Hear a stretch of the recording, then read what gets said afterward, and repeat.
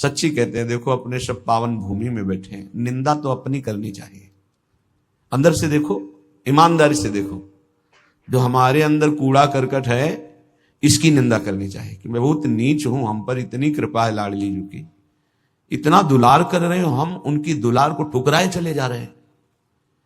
वो कह रहे हैं दाहिने चलो, हम बाएं बढ़ते चले जा रहे हैं, पर वो कृपा ही करती जा रही है। हम कभी एकांत में बैठकर नहीं रोए कि मैं कितना नीच अपराधी हूं कि अपने इतने करुणा में स्वामी का विरोध कर रहा हूं, उनके विरुद्ध चल रहा हूं, जबकि प्रतिकूल से विसर्जनम, बिल्कुल विसर्जन कर देना, आज के बाद कोई गलती नहीं होगी। पर हम गलती पे गलती करे जा रहे हैं। श्री जी इस बार माफ कर दो, आगे से फिर किया, श्री जी इस बार माफ कर दो, फिर वही वो माफ करती चली जा रही, हमसे गलती होती। जब हम ये देखेंगे तो हम दूसरे को देखने लायक ही नहीं, हम क्या दूसरे को देखें। हम अच्छे हों तो दूसरे को देखें, और जब सच्चाई में तुम अच्छे हो जाओगे तो दूसरे के दोष नहीं दिखाई देंगे, सब में अपने प्रभु दिखाई देंगे। इसलिए श्रीपाद कह रहे हो, मूर्ख लोग अपने संकट को बुलाते हैं, संकट का निर्माण करते हैं। ये बहुत भयावह बात है कि किसी वैष्णव या किसी वृंदावनवासी की निंदा बिल्कुल भूल कर मत करना। ये ब्रजवासी जन भगवान के लाडले हैं। देवराज इंद्र को भ्रम हो गया, घुटनों पे आ गए, तब भगवान ने क्षमा किया। जाओ, त्रिभुवन पति घुटनों पे बैठे थे इसी रज में, ये जो गोविंद कुंड है ना, घुटनों के पर थे, नाथ क्षमा कर दो, जाओ। ऐसा अहंकार मत करो कि तुम्हारे द्वारा पूरी सृष्टि चल रही है।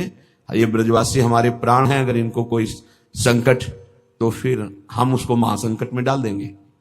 हमारे ब्रजवासियों को कोई ना छेड़े। भगवान कह रहे मेरे प्राण हैं ब्रजवासी जन।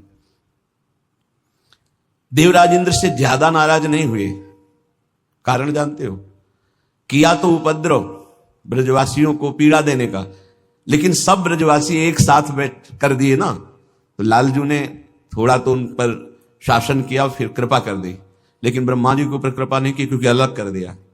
ये उपद्रव किए पर सबको इकट्ठा कर दिया, इसलिए ज्यादा इनको पढ़ के देख लेना, ज्यादा नहीं, बस इतना कहा तुम देवराज हो, सतोगुणी हो, अहंकार मत किया करो। लेकिन ब्रह्मा जी तो कांप के चले ही गए, भगवान मुस्कुराए नहीं, क्यों? ब्रजवासियों को अलग कर दिया, तुम ब्रह्मलोक में मायामयी सैया पे सुला दिया, हमारे प्राण प्यारे ब्रजवासियों का अपराध करते हो। तो आज तक ब्रह्मा जी का प्रवेश नहीं ब्रज में, बात समझ लो। वो मूर्ख हैं जो वृंदावन या ब्रजवासी जो वास कर रहे हैं उनके प्रति दोष दृष्टि करें।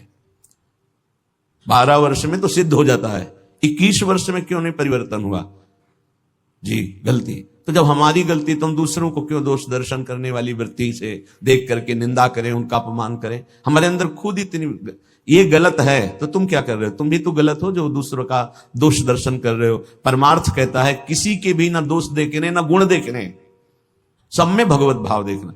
संसारी पुरुष क्रिया देखता है, परमार्थ का पथिक कारण देखता है। कारण श्री हरिवंश भनम, क्रिया नहीं देखता है, क्रिया देखने वाला संसारी होता है। श्रीपाद कह रहे वो मूर्ख लोग संकट की स्वयं रचना कर देते हैं। अच्छा, ये कोई पाप नहीं है कि क्षय हो जाएगा तो आप मुक्त हो जाएंगे, ये अपराध है, वैष्णव अपराध। ये तभी क्षय होगा जिस वैष्णव से अपराध बना है उससे क्षमा याचना हो जाए, नहीं तो, या फिर आपको पता नहीं तो गुरुदेव क्षमा कर दे, जाओ कोई अपराध नहीं। तो अखंड मंडलाकारम व्याप्तम येन चराचरम, गुरुदेव सब में व्याप्त है, हर अपराध क्षमा कर सकते हैं वो। गुरुदेव अगर कहते जाओ कोई अपराध नहीं, तो कोई अपराध नहीं। गुरु महिमा बहुत बड़ी है। मंत्र मूलम गुरु वाक्यम, मोक्ष मूलम गुरु कृपा। हर अपराध से मुक्ति के लिए गुरुदेव है। गुरुदेव मुझे पता नहीं क्या अपराध बन गया, लेकिन है कोई अपराध, क्षमा कर दो। उन्होंने कहा जाओ कोई अपराध नहीं, तो पूरी सृष्टि का अपराध क्षमा हो जाएगा। गुरुदेव में ऐसी सामर्थ्य, वो भगवान का साक्षात कृपा वपु है। कभी किसी को ऐसा महसूस हो तो अपने गुरुदेव भगवान से क्षमा मांग ले। अगर नहीं पता चलता कि किस वैष्णव का अपराध बना है तो गुरुदेव से क्षमा मांग ले। श्रीपाद कह रहे हैं ऐसे व्यक्ति हमारे चाहे प्राण संकट में पड़े हो, कभी समीप ना आवे, मैं इनका दर्शन न करूं और इनका संभाषण न सुनूं। जो संतों की, ब्रजवासियों की, वैष्णवों की, भगवत भक्तों की निंदा करते हैं, ऐसे लोग हमारी दृष्टि में ना आवे, कभी हमारे कान में इनकी आवाज ना पड़े, और कभी प्राण संकट होने पर भी मैं इनकी सेवा स्वीकार ना करूं। क्योंकि ऐसे लोगों का विषय सेवन करना, दिया हुआ भोजन पाना, या उनके पास बैठना, या उनकी दर्शन करना, इस सारे साधन को हास्यास्पद बना देते हैं, उपहास योग, अर्थात कुछ नहीं रह जाता जो ऐसे लोगों का संग करता है। अपराध नहीं, निंदा नहीं होनी चाहिए, बहुत सावधान। पूज्य श्री चंद्रशेखर बाबा जी महाराज वो कहते थे कि ब्रजरज, ब्रजलता और ब्रजवासी इन तीन से श्रद्धा बिगड़ गई तो बात तुम्हारी बनेगी नहीं। उनके श्रीमुख के शब्द थे कि तुम रेगिस्तान में वास कर लो तो तुम्हारा कल्याण हो सकता है, लेकिन ब्रजवासी, ब्रजरज, ब्रजलता, इनका अपमान अपराध करोगे तो वृंदावन में तुम्हारा कल्याण होने वाला नहीं है। वो डायरी में लिखा हुआ पूज्य चंद्रशेखर बाबा जी महाराज, वे भी 25 वर्ष पहले की बात, प्रारंभ में ही दर्शन के लिए। तो यहां श्रीपाद कह रहे हैं ऐसे मूर्ख लोग अपने संकट का स्वयं निर्माण कर लेते हैं। किसी भी विषय में क्यों ना हो, जो वृंदावन वासियों की निंदा करते हैं उनका मैं दर्शन न करूं, कभी संभाषण न करूं, कभी दिया हुआ कोई पदार्थ या विषय सेवन न करूं।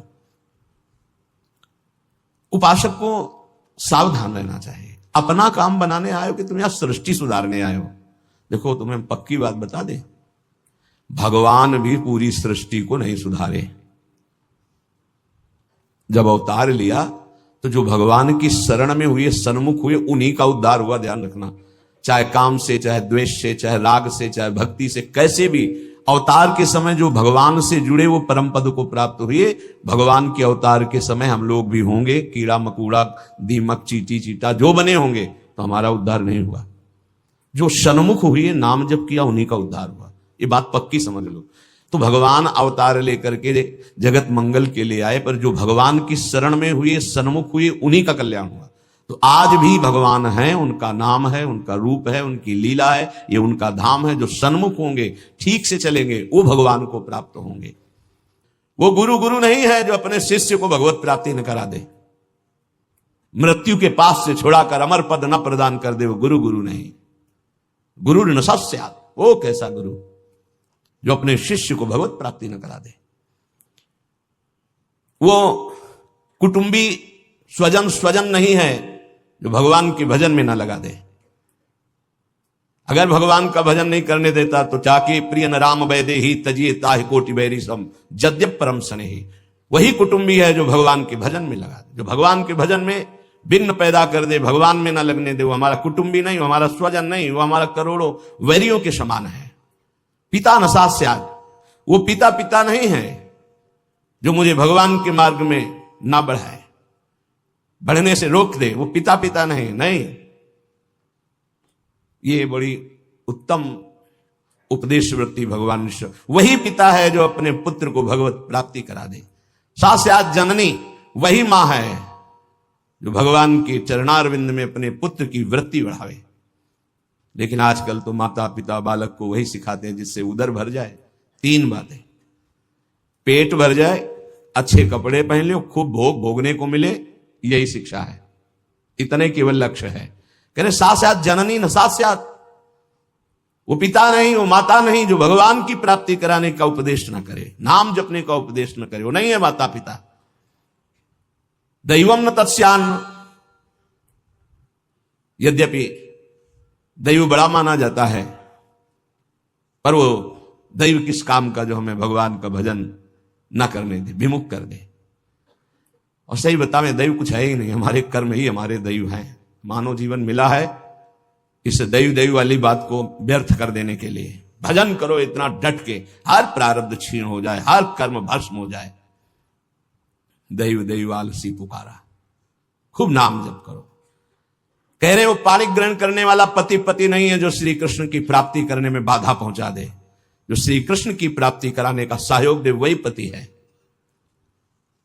जो संसार से मेरे को मुक्त करेगा वही गुरु, वही पिता, वही माता, वही भाई, वही स्वजन, वही पति, वही संबंधी, अन्यथा नहीं। बहुत हृदय संभाल करके सुनिएगा।